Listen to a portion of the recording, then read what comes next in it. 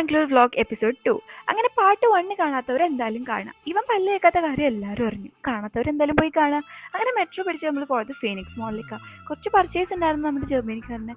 അതിനുശേഷം നമ്മൾ ഈ ടർക്കിഷ് ഐസ്ക്രീം ഒന്ന് ട്രൈ ചെയ്തു. കുറേ മിനി വ്ലോഗ്സും കാര്യങ്ങളൊക്കെ കണ്ടിട്ടുണ്ട്.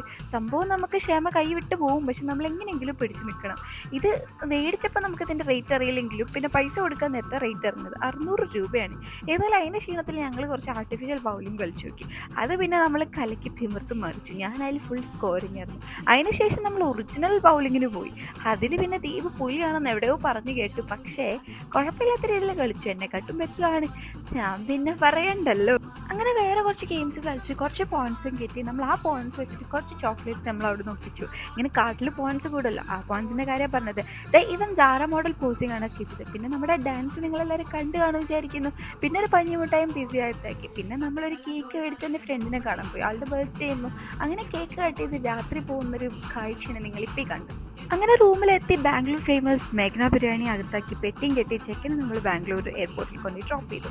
ആളെ നമ്മൾ ടാറ്റ ബൈ ബൈ പറഞ്ഞ് വീട്ടിലെത്തി. അങ്ങനെ വീട്ടിലല്ല, റൂമിലെത്തി. ഇതാണ് മോർണിംഗ് വ്യൂ. കുറച്ച് ഇൻഡോർ ഗെയിംസ് ഒക്കെ അവിടെ അവൈലബിൾ ആയിരുന്നു.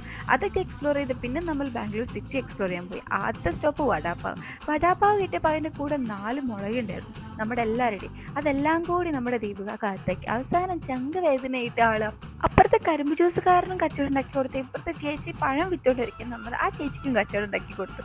അവസാനം എങ്ങനെയൊക്കെയോ അതിൽ നിന്ന് റിക്കവറായി. അടുത്ത പ്ലാൻ ചിക്പേട്ട് സ്ട്രീറ്റ്. അവിടെ പോയി നോക്കി. സംഭവം കുറേ പോലത്തെ സെയിം ഷോപ്പുകളായിരുന്നു, എല്ലാം സെയിം ആയിരുന്നു. ഞാൻ പിന്നെ അവിടെ നിന്ന് കുറച്ച് ബാംഗിൾസും മേടിച്ചു. പിന്നെ നമ്മൾ കൂടുതൽ ഷനു അവൻ കുറച്ച് കമ്മലും കാര്യങ്ങളൊക്കെ മേടിച്ചു.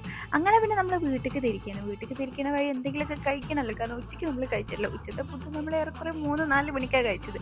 അങ്ങനെ KFC മേടിച്ചിട്ടുണ്ടായിരുന്നു. പിന്നെ നമ്മൾ കുറച്ച് ഫോട്ടോഷൂട്ടും കാര്യങ്ങളൊക്കെ എടുത്തിട്ടുണ്ടായിരുന്നു. അങ്ങനെ വീട്ടിലേക്ക് കുറച്ച് ബേക്കറിയും കാര്യങ്ങളൊക്കെ മേടിച്ചിട്ടുണ്ടായിരുന്നു. ബേക്കറിയില്ല, ഊട്ടി പോയി. അങ്ങനെ രാത്രിത്തെ ഫുഡും കഴിച്ച് നേരെ വീട്ടിലേക്ക്. അപ്പോൾ അത്രയേ ഉള്ളൂ. ബൈ.